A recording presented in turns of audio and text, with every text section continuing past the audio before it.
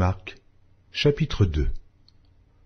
Quelques jours après, Jésus revint à Capernaum. On apprit qu'il était à la maison, et il s'assembla un si grand nombre de personnes que l'espace devant la porte ne pouvait plus les contenir. Il leur annonçait la parole. Des gens vinrent à lui amenant un paralytique porté par 4 hommes. Comme ils ne pouvaient l'aborder à cause de la foule, ils découvrirent le toit de la maison où il était, et ils descendirent par cette ouverture le lit sur lequel le paralytique était couché. Jésus, voyant leur foi, dit au paralytique, « Mon enfant, tes péchés sont pardonnés. » Il y avait là quelques scribes qui étaient assis et qui se disaient au-dedans d'eux, « Comment cet homme parle-t-il ainsi ? Il blasphème. Qui peut pardonner les péchés si ce n'est Dieu seul ?» Jésus, ayant aussitôt connu par son esprit ce qu'ils pensaient au-dedans d'eux, leur dit, « Pourquoi avez-vous de telles pensées dans vos cœurs ? Lequel est le plus aisé de dire au paralytique, « Tes péchés sont pardonnés » ou de dire, « Lève-toi, prends ton lit et marche » ? Or, afin que vous sachiez que le Fils de l'homme a sur la terre le pouvoir de pardonner les péchés, je te l'ordonne, dit-il au paralytique. Lève-toi, prends ton lit, et va dans ta maison. Et à l'instant, il se leva, prit son lit, et sortit en présence de tout le monde, de sorte qu'ils étaient tous dans l'étonnement, et glorifiaient Dieu, disant, « Nous n'avons jamais vu rien de pareil. » Jésus sortit de nouveau du côté de la mer. Toute la foule venait à lui, et il les enseignait. En passant, il vit Lévi, fils d'Alphée, assis au bureau des péages. Il lui dit, « Suis-moi. » Lévi se leva et le suivit.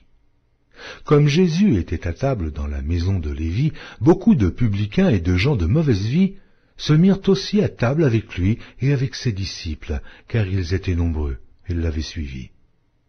Les scribes et les pharisiens, le voyant manger avec les publicains et les gens de mauvaise vie, dirent à ses disciples, « Pourquoi mange-t-il et boit-il avec les publicains et les gens de mauvaise vie ?»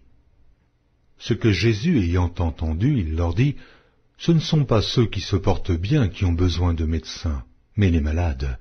Je ne suis pas venu appeler des justes, mais des pécheurs. » Les disciples de Jean et les pharisiens jeûnaient.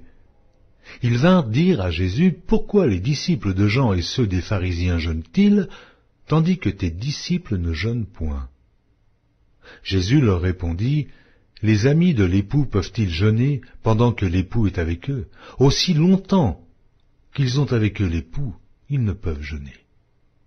Les jours viendront où l'époux leur sera enlevé, et alors ils jeûneront en ce jour-là. Personne ne coud une pièce de drap neuf à un vieil habit.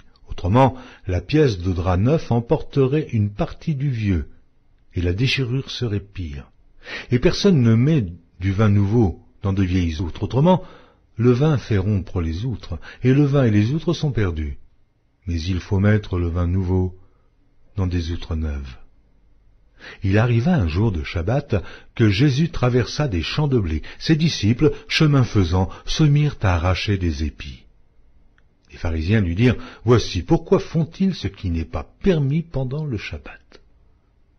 Jésus leur répondit, « N'avez-vous jamais lu ce que fit David lorsqu'il fut dans la nécessité et qu'il eut faim, lui et ceux qui étaient avec lui? Comment il entra dans la maison de Dieu du temps du souverain sacrificateur Abiatar et mangea les pains de proposition qu'il n'est permis qu'aux sacrificateurs de manger, et en donna même à ceux qui étaient avec lui. » Puis il leur dit, « Le Shabbat a été fait pour l'homme, et non l'homme pour le Shabbat, de sorte que le Fils de l'homme est maître même du Shabbat. »